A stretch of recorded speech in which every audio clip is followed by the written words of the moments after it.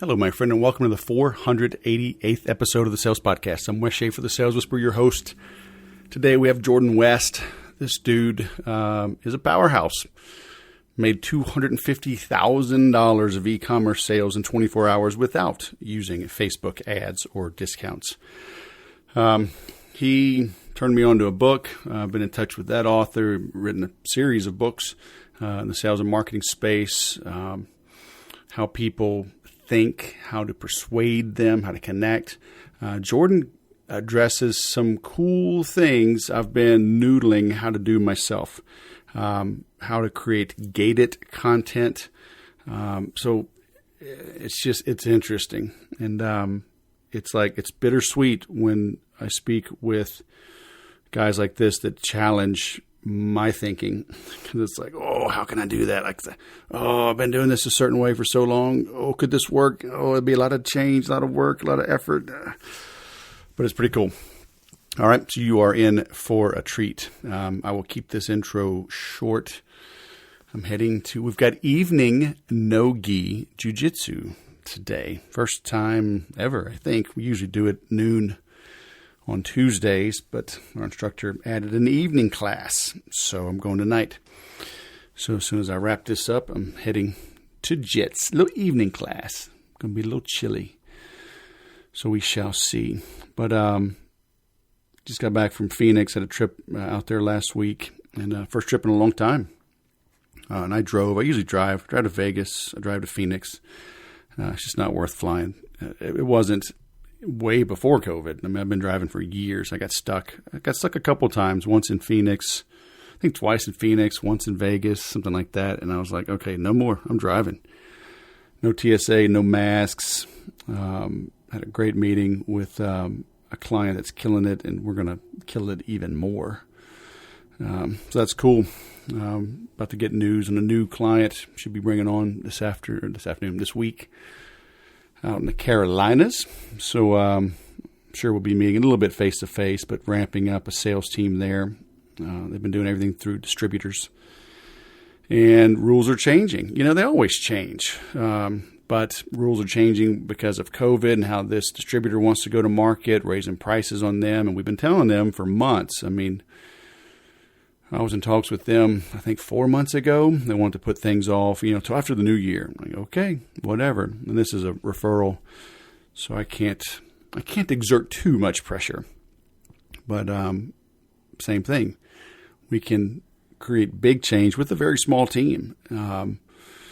It doesn't have to be painful to make the correct changes around hiring the right people, having them say the right things, have them practice and implement the right actions. I always say you manage activity and you pay on results.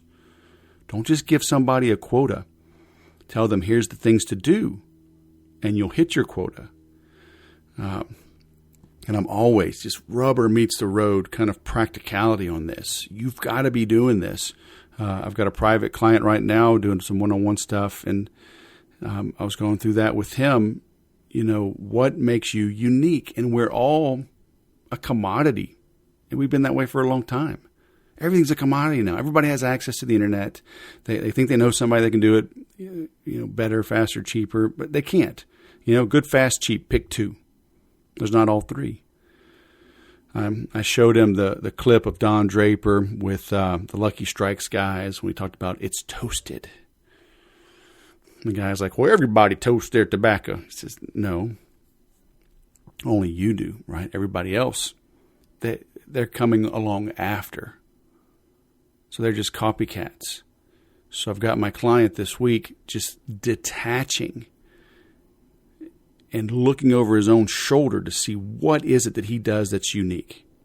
And he may not even be able to figure out what he does that's unique. But I want him to map out what he does. I'll help him figure out what's unique. Because the problem is, it's the curse of knowledge. We're too close to our own stuff. You can't read the label from inside the bottle. You take it for granted, the things that you do. And they're magical, some of them. So if you need that type of assistance, hit me up, okay? Go to the Contact Us, and we'll set a time to talk, see if there's a way to work together, okay? because that's what I do, and I'm pretty damn good at it, and I will help you make more money. And so will this interview. So let's get on it. Jordan West, entrepreneur, host of Secrets to Scaling Your E-Commerce Brand, all the way from Canada. Welcome to the Sales Podcast, man. How the heck are you? I'm great. Thanks so much for having me. It was nice. I got to have you on my podcast, and now I get to be on yours. This is working out perfectly. You gotta love it when a plan comes together, man. So you do some marketing, you do some podcasting, but you do some. You're focused. Is it fair to say your main emphasis is e-commerce sales and marketing, and helping those in that space? Yeah. I think that's really my passion area right now, is seeing people be able to actually sell online, especially, we're just going through 2020 and, seeing how there's been so many businesses that have been completely obliterated, that, we're brick and mortar and now, needing to move online. And I think that knowing how to sell online, is just an incredibly valuable skill these days. And when you say selling online and e-commerce, does this mean like there's no conversation with the prospect? I mean, maybe chat, but it's all online? No phone calls, no face-to-face ever in that sales cycle? Yeah, well, I think that in the sales cycle, there definitely is time for that with e-commerce stores. And I think actually the ones that do really well will still have phone support. And hopefully local phone support. I think that's a really big thing. I mean, the sales process, as being, like one of the, great sales guys out there, the sales process does not end when you make the sale, right? There's all of the customer service afterwards. And I think that's where you can really make a lot of big strides as e-commerce brands out there, is having incredible customer service after the fact. Yeah. And we're linking to a checklist that you're giving, the e-commerce sales launch checklist Yes. that you have followed, did over $1 million in 2020 alone. Was this, how much did you have to pivot, right, to use a current word? Were you big into e-commerce already before 2020? Did it force your hand? Were you like 50-50 and then just went all in e-commerce? Like, what was that? How did this checklist come about that helped you grow this year? Yeah, totally. So we developed this checklist, the sales launch checklist, from one of the brands that we own ourselves, an e-commerce brand that's sort of mid 7 figures right now. We realized that there was these sales launches and these new product launches could be incredible for word of mouth and getting new people into the pipeline, right? And into your brand. And so this is about 3 or 4 years ago. I remember I went to Disney World with my wife.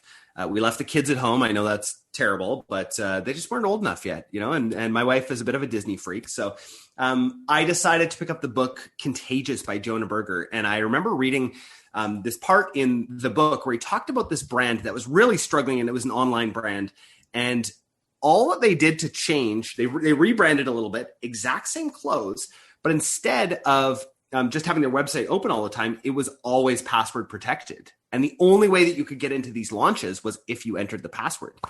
So, like most books out there and most entrepreneurs who are listening to this, they read it and were like, oh, okay, that's cool, and just moved on. And I did not implement it at that point. But I always had this nagging feeling of like, I think that I could implement that. And I think that it would do really, really well. But I'm really scared to password protect our site and not have those sales before. And so fast forward a few years or a couple of years from then. And on my podcast, Secrets to Scaling Your E-Commerce Brand, I had a podcast guest who was telling me that from her VIP group, she sells out every single launch. And it's a VIP group of 3,000 people. I'm like, to 3,000 people, you're selling out these big launches? Like, how do you do it?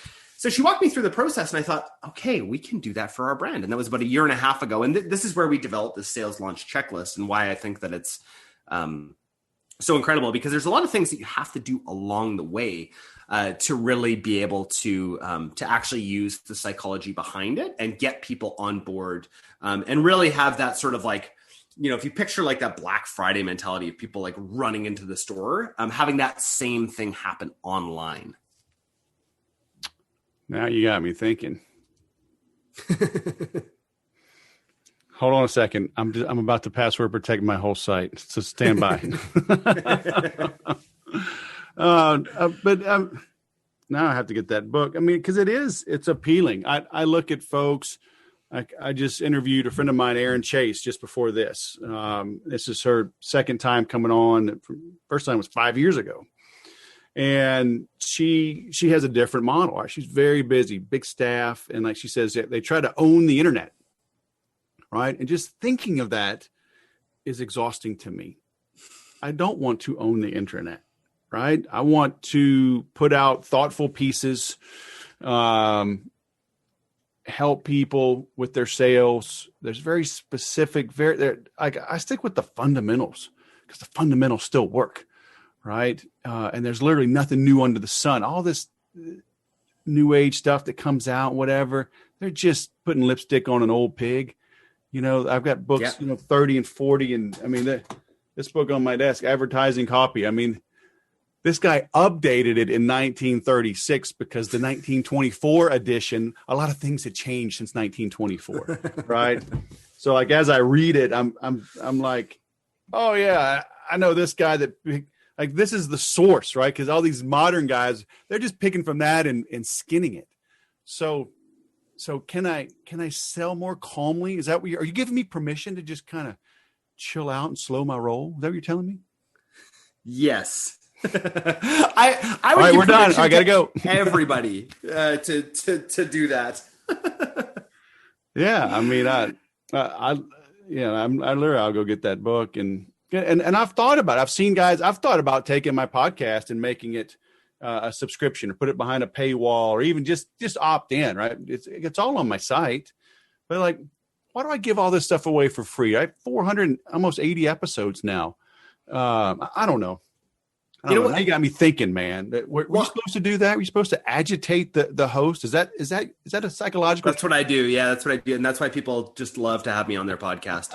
Just agitation. What I wanted to say, interestingly, is that most people respond to it, and some people don't. So, sure. For instance, so I run a mastermind for e-commerce stores that are doing 7, 8, 9 figures, and there's some people that don't understand that you have to pay to be in a mastermind. So I still do phone calls with potential mastermind members because I really want to make sure that they're going to fit with the group. And the first question somebody asked me the other day was, how do you justify charging to run a group like this? And I was like, I'm like, you're not a fit for this. You don't get. Yeah. You don't get. And so similarly, we have a paywall because that's really important. If people don't understand the value of something and having walls in place, they're not going to value your product nearly as much. And I really think that that's the same sort of idea on e-commerce. Do we keep our website password protected all the time? No. But for new launches, oh yes, we do, right? Because we want to make sure to let people know, hey, this is a special launch. We might sell out. And we generally do. It's not false scarcity. We generally, because we still produce everything in Canada, we're not able to produce as much as the demand is out there. But our core values are such that we're just not going to produce overseas right now. So, yep. And so when you're doing these launches, are you launching, like, are you selling a physical product or just a mastermind launch? Like, what's the launch about? Yeah, sorry, I was mixing two different things together. So first of all, I own, with my wife, a mid-7-figure e-com brand that started out as baby clothing. We now have 3 different brands under the same umbrella, really serving that same customer, millennial moms, 25 to 40, trying to, have clothes that actually last. That's Little Unlively is the baby brand there. And then I also run a marketing agency. So that was, and a mastermind and a podcast and all that sort of stuff. So that's all separate from the clothing company side. So what I'd love to, can I walk you through how we do these gated launches? Sure. Okay. So we have a VIP group of customers, and how we get people into the VIP group is interesting. When somebody purchases for the first time, we have somebody from our staff reach out to them with a personalized video. saying like, "Hey, Mary, thanks so much for ordering these, palm tree leggings. I think you're really going to love them. If you'd like to ask some questions or talk to other customers, please feel free to join our VIP group." And so that VIP group is on Facebook. And when they join that group, they don't get any discounts, anything like that. But what they do get is early access to our sales. So we let them know, hey, you're going to be getting early access to this. We also try and pair it with an SMS list as well. So like text messages. So right now, I think both of our lists are around 8,000 people, and there's a pretty big overlap between those two groups. So we let people know this is our VIP SMS list. So you will get notified right away for early releases. So generally about 2 weeks before we launch one of these, and you guys will see if you download the sales launch checklist, we walk through exactly the timing of all of this, right? Of the emails that you want to send and the posts that you want to have on social media. And so for about 2 weeks before, we're letting them know like, hey, this is what you need to be doing up until this launch. And then 24 hours before, we password protect the site. Nobody can get on. And 2 hours before we... So just so we know, I mean, it's kind of like when Apple, when they do their big thing in September, like their website is shut down for like 12 to 24 hours. It's kind of the same concept. Yeah, totally the same concept. Okay. Gotcha. Yeah. So, and like you said before, like there's nothing new under the sun. We're just repackaging this for e-commerce in a sort of way. We just happen to found some gold in this particular area here. So, So the website's shut down now, and let's say that the launch is at 12 noon, right? At 10 a.m. Pacific, we send out an SMS message. We send out, we write on our Facebook VIP group, right, which is private, the code to enter the website. And then we also let our people that have push notifications enabled on our app, we also let them in because it's really hard to differentiate. The app doesn't have a password protection. So we have to, so that's been an interesting workaround, but it's definitely worth it having an app. So we give them the password, and psychologically it's incredible, right? Because first of all, they have to enter a password to get in. So it's kind of like, I remember when somebody told me this word, I've thought about it, and it's like a Rubicon, right? Once you enter, you cannot leave, right? Or you don't want to leave. Right? You've made this micro commitment now, and very similar like in a sales process, right? Where you're getting people just to make these little micro commitments the whole way. You're not trying to sell them something right away. I'm not trying to sell them shirts or leggings or anything like that yet. I'm trying to sell them to get onto the website. And so they've made that one little micro commitment, and now they're on the site, and them and 3,000 or 4,000 other people when we put the password out there, and then it's just mayhem. We ran another one of these just a few days ago. Again, not a sale, just a new product release. And we did 110,000 in the first hour. It just absolutely crazy. This is numbers. for the baby, the clothing line. Yeah, nice. Exactly. So these were these like legging packages, that we originally did them because we had all of these leftover leggings from different collections. And we're like, hey, let's package these together and sell them. And so we did. And now it's just become a normal part of how we're able to turn our inventory over year. Dude, I'm in a couple of knife groups, collectors, blades. One of them half-face blades. I'd never heard of them. My buddy turned me on to them, and dude, it is crazy. Like I have on my calendar, for next week, the 16th, 4 p.m. Pacific, right? Like I'm going to have browsers open because he'll do a drop, right? Yeah. Everything's sold out on his site all the time. And if you're kind of an insider active on the group, he'll give you a little heads up. And I mean, things are just gone, man.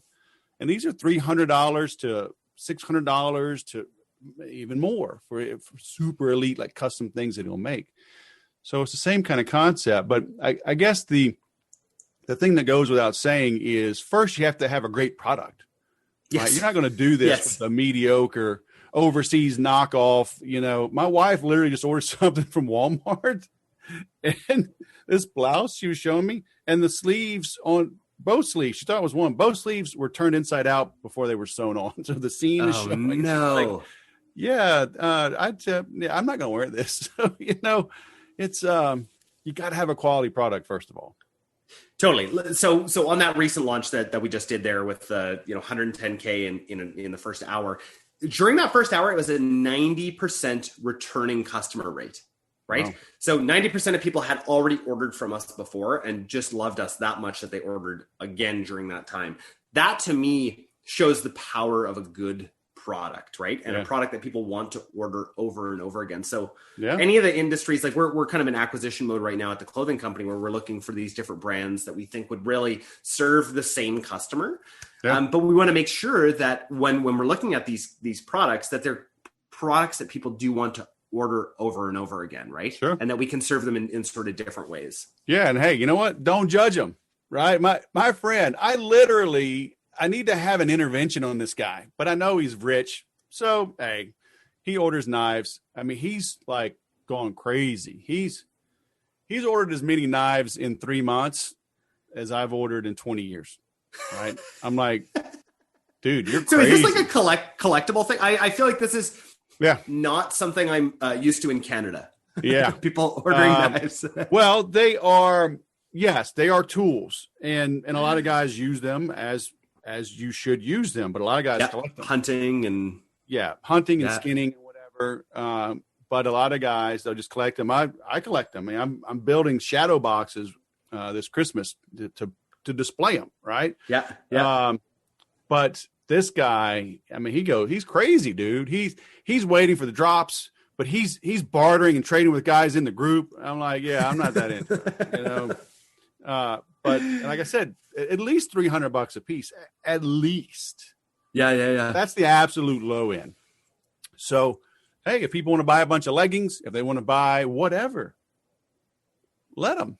Yeah. Right. Yeah. Make a great product and serve them. Yeah, totally. So through these, I mean, it sounds similar, like the knife guy you're talking about. It sounds like a pretty similar product kind of cycle, right? Where you just don't have enough product to be able to satiate the need out there, which is totally fine, right? I think it's fine. I think real scarcity is awesome. Yeah. I don't like false scarcity. Another brand, the knives I first started buying, golly, going back to 2008, maybe even earlier. Back then it was a 3-year wait. Wow. Now it's a 6-year wait, and you can only order one per household per quarter. That's crazy. What do they do? Like track your IP address or something? Or no? Well, you do order online. It's so funny. So because of COVID, I didn't even know that they did this, but their office is in Orlando. So we should meet. We should go to Disney World. We should go buy a bunch of knives, but don't bring them to Disney World. And then we'll go to Disney World, right? And we'll go back to the knives. Okay, it'll be a great trip. But I guess they have like a fall sale because you put $50 down to order it, and then you don't pay the full thing till it's ready, right? 6 years later.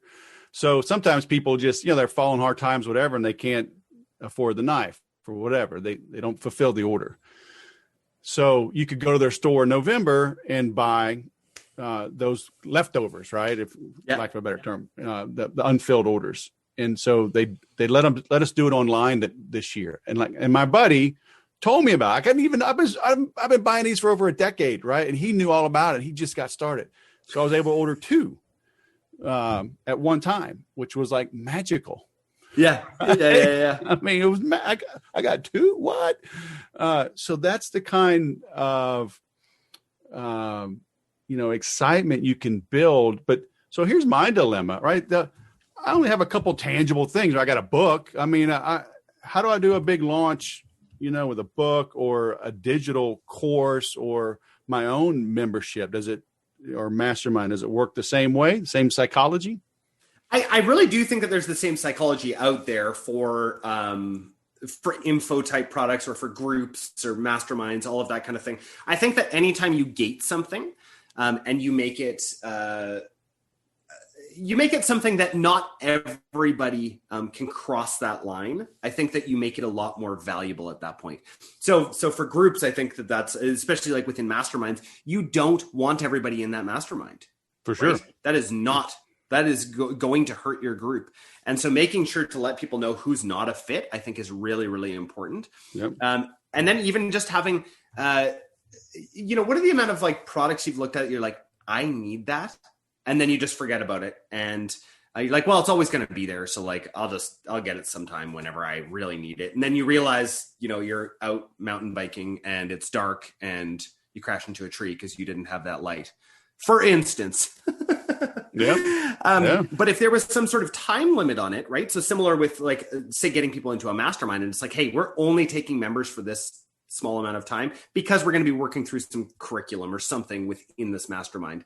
I think that can be really powerful to get people to move. And people have been using that sort of technique, getting people especially into courses for a long time. It's just making sure that there's not the false scarcity. I don't like the false scarcity, especially as a Canadian.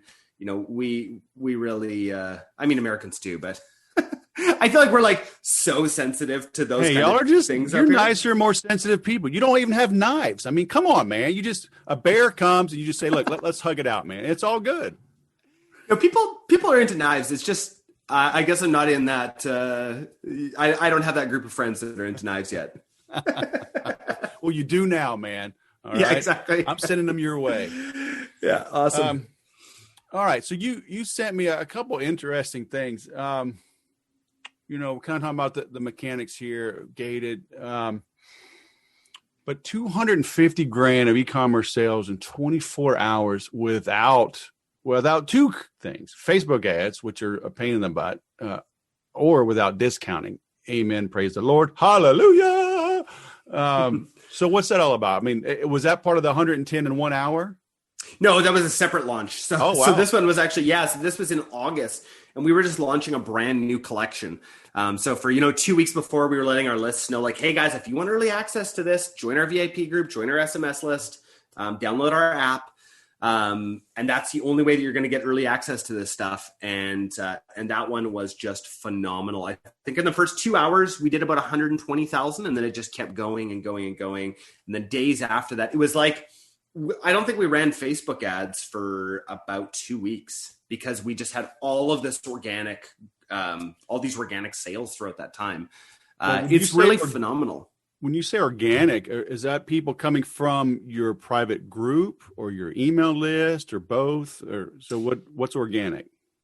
Yeah. So organic would be like anybody who are on any of our own lists as well, word of mouth. We do post-purchase surveys now with people. With all of our customers. So it's really interesting to actually see where people come from, because you can get a lot of data, in Google Analytics, and we tag everyone, and we have all these like ways that we can try to really track people. But the best thing I found is just asking people, right? Where'd you hear about us? Well, 50% of people that buy from us heard about us from a friend. Wow. And just so like an that's email incredible. Survey, or like you take them online to a quick web form, or how do you do that? Yeah, so it's just we use this app on Shopify called Prove It. Oh, nice. And right afterwards, right after they've made their purchase, it just says, "Hey, can we ask you a quick question?" And then they ask them. People that have purchased from us before, we actually ask a different question. We ask, "Why did you purchase from us again?" We've been getting the exact same answer for about 2 weeks now, so I think we've got that nailed down. Nice. It's always quality and customer service. Yeah. Cool. And so it's really good to know those things from your customers, right? Rather than just assuming. Anytime that you assume that you know your customer, I think that you're going to probably start making some bad decisions. Yeah, exactly.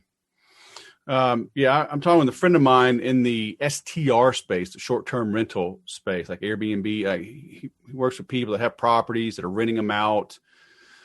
He's running ads, cost per lead's kind of high. A lot of people coming through. They just have lower end properties that aren't a fit for his marketing. And I'm like, dude, put these people in a group.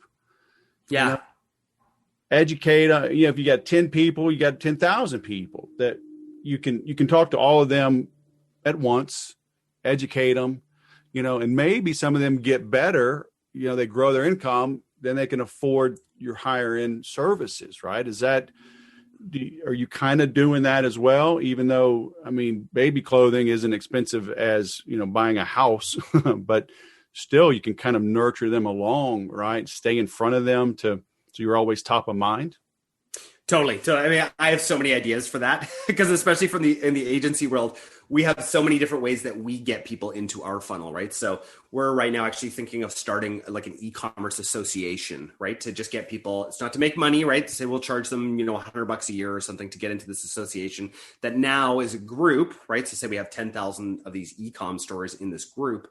I would probably run it with business to business like that. I would actually run that as a Slack group. For your friend that you're talking about, I think that would be really good, and get them to pay something to enter this Slack group, right? Just like a small amount, and they're going to get some, resource that he has.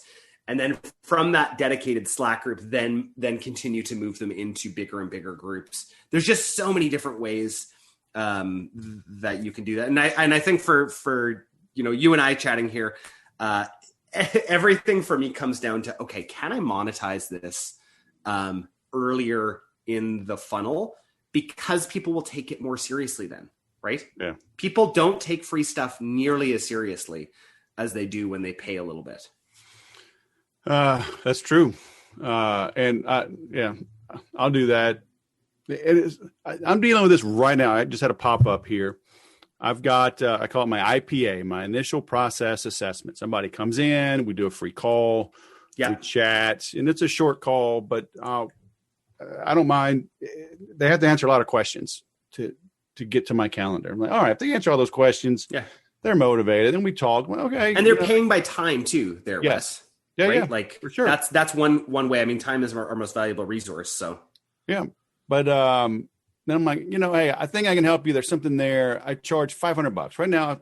That's all I charge. $500. They get a detailed questionnaire. And then they get real dedicated time with me. If it's more technical, I'll bring in one of my tech folks, and we'll work with we'll talk through this. Like, okay, I think you got something. We'll give them ideas. I'll do 2 calls if it takes a couple calls, but because people will come with very complex needs. Like, give me a quote. Like, dude, I'm not ready to give you a quote. I'm not there's 12,000 things I still need to understand. Yeah. But they pay $500. They don't know they're going to get it. We send them a little welcome gift. I send them my book, some other things. So, a little tangible thing. But this guy, he paid this 2 weeks ago, and I got to reach out to him. Like, dude, where are you? Do you want to have your call? I think sometimes they pay, and going through the questionnaire, they're like, oh yeah, I'm not ready for prime time. Because I tell people, just filling out the questionnaire is going to help you. Totally. Yeah. And I've seen this almost more times than not, at least 50-50. They're like, yeah, I'm just paying that. And I'm like, hey, hit me up. I've had people hit me up a year later. Like, okay, I'm ready to talk now. Say, hey, cool, let's do it. But they don't go anywhere else because they spent a little bit. Yeah. Yeah. So like you're saying, $100, they're going to value that. But we feel like we got to hold on to everybody. Huh? Oh, everybody's a prospect. Everybody's a customer. Oh. Yeah. Yeah, no, and Seth Godin says it really well in one of his newer books, where he talks about the minimum viable audience, right? Yep. And once you point those people out and figure out who those people are, then it's okay to say no to everybody else, right? Imagine if our marketing agency served everybody, right? You see those agencies out there, and yes, some of them survive, and there's some of those big ones out there, but the ones who do really well focus their energy on either what they're good at or who they're good at. Yeah. So for us, that's e-commerce brands, right? Yeah. So were you how'd you get into this space with your wife? Did y'all have kids and then stumbled upon the need? Did you stumble upon the need before kids? Because I had some friends that were selling this baby carrier thing. Yeah. And killing it. And then the manufacturer changed the rules and damn near literally almost overnight ruined them. And it was terrible to see. So are y'all more protected, I hope? Yes, definitely. Well, and that was an issue actually from a regulation standpoint, at least in Canada with baby carriers. That actually happened fairly recently up here. That we were actually looking into purchasing a baby carrier brand, and then all this stuff happened, and we're like, let's just stick away from this niche for now. So for us, what it was is our first daughter. This is 6-7 years ago. She was in cloth diapers. And which is the worst decision ever. I really, really regret that decision. But without those cloth diapers, I don't think we'd have our brand. My wife couldn't find leggings that would fit over top of cloth diapers. They were just like, they just didn't have the diaper room. And even just like regular diaper room, they were made kind of like for adults, but like kids wear diapers. So she came from a fashion design background. She has a fashion design degree, really, really smart in that area. And she realized like, hey, there's this need out there. And so she brought them to some markets, and at the markets, everyone was loving them. Like, oh yeah, my kid needs like these. And so we're like, okay, maybe we should try and sell these online. And so we would, getting manufacturing, first of all, was very difficult. We would do all the cutting in our garage ourselves. At one point, my wife cut off a part of her finger using this big cutter. And we have all these great memories in our garage of cutting fabric. And then we would go bring it out to home sewers everywhere. And we just couldn't keep up with the demand. But I asked her, I'm like, can I just try out Facebook ads? I just want to see how they work. And this is like in 2015. So I tried out Facebook ads, and I look back now, and our return on ad spends that we had back then were like 90. So like $1 in, $90 out. I'm like, this is phenomenal. I don't know why everyone is not doing Facebook ads. And that really sparked the curiosity for me. And fast forward, 5 years or almost 6 years now. And this is what I still do, is help people really scale. Like, when you say like, oh, Facebook ads, right? A lot of people feel like that. And so we've developed all these systems over the years to actually be able to scale. This last year, we spent $400,000 on Facebook ads for Little and Lively, and we had a 10.5 return on ad spend. So still $1 in, 10.5 out. That to me is just an incredible investment in Facebook ads. Mind you, remember, we're marketing mostly to Canada, where the costs are a little bit lower. We just don't have the same kind of competition as in the States. But for any of you Americans listening to this, I mean, think about that for Canada, right? There is a massive market up here and people who have cash to spend. Yeah. Yeah. Well, we had escalating costs because of the stupid election. So, oh my gosh, October was, we talked about this on my podcast recently, where think about acquiring, like making sure that you have a massive customer list for times like October, right? We're like, well, what if Facebook ads disappear? And we talk about that on at Mindful Marketing on our website. The first thing is we run ads to get you off of ads, because it's really important to get those customers in and then retain them. Yeah. Amen. Well, I know you've got a hard stop coming up, but I want to make sure we mention you've got the checklist. I'm linking to it here. But it's mindfulmarketing.co. Yeah. And if somebody's on a treadmill or biking, can they just search for it there? Because it's sales-launch-checklist, but I don't want them to forget. But mindfulmarketing.co is where they can get your checklist, right? Yeah, exactly. So if you go to sales-launch-checklist, you can grab it there. You can also go to our main page there, and I believe that we've got a link to it right there. It's a really great way to see this overview and all the steps that it takes before you're launching something. And even for you non-ecom people out there, I really think that it's super valuable as well, just to have a process, right? Of being like, okay, 2 weeks before I'm going to send this email. Okay, got it. And may even give you some ideas to build off of, right? We don't use this exact checklist every single time. We sometimes might add some things and take some things away, but it's that foundational piece. I remember, going back to 2008, thinking through sequentially when I was learning Infusionsoft and marketing automation and drip sequences and, trying to think through, when should I send? I'll send that immediately. Okay, wait an hour, send a bonus. All right.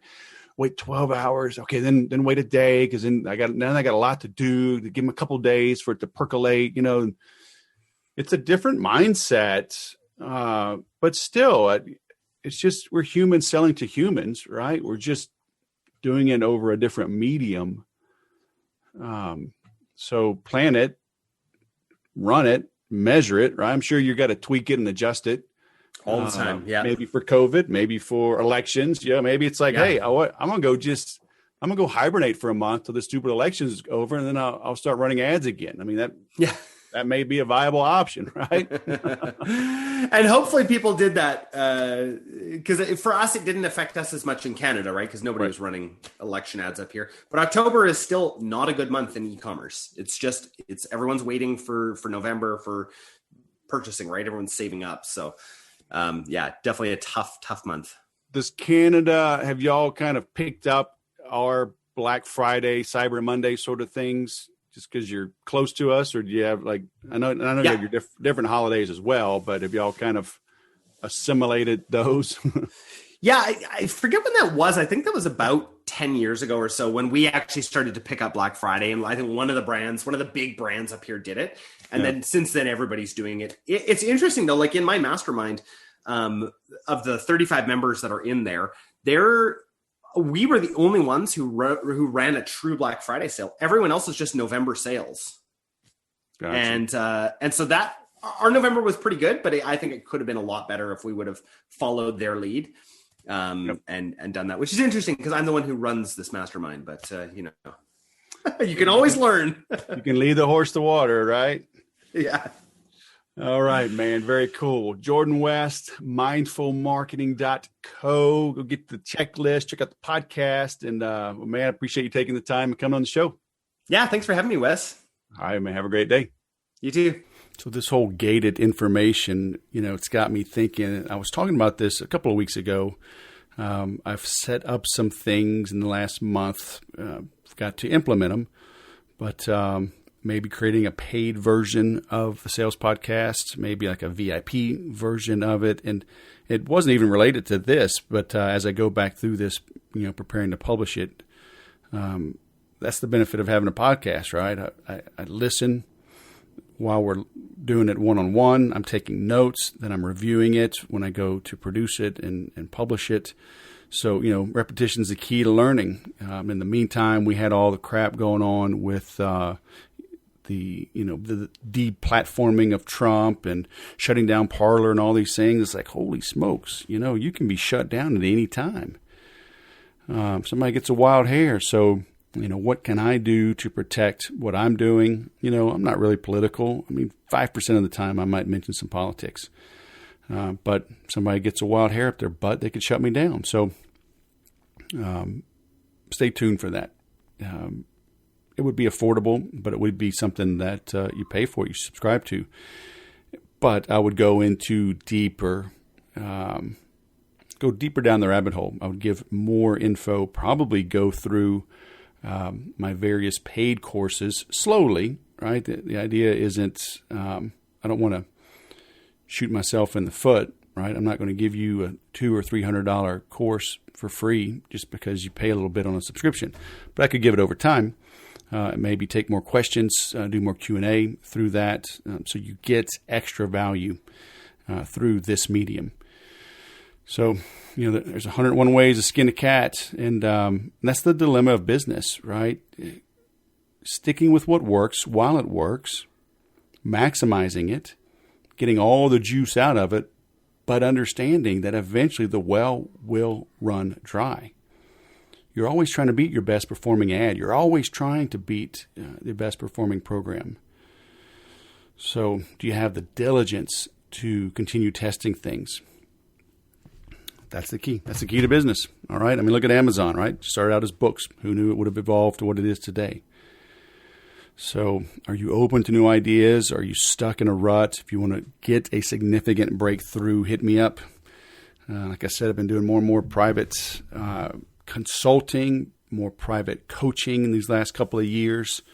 I like it. I'm good at it. It's producing results. So if you think we might be a fit, hit me up, thesaleswhisper.com/ I don't even know what the / is. Just click the contact us. It's up there in the navigation. All right. Thanks for listening. I'll go sell something.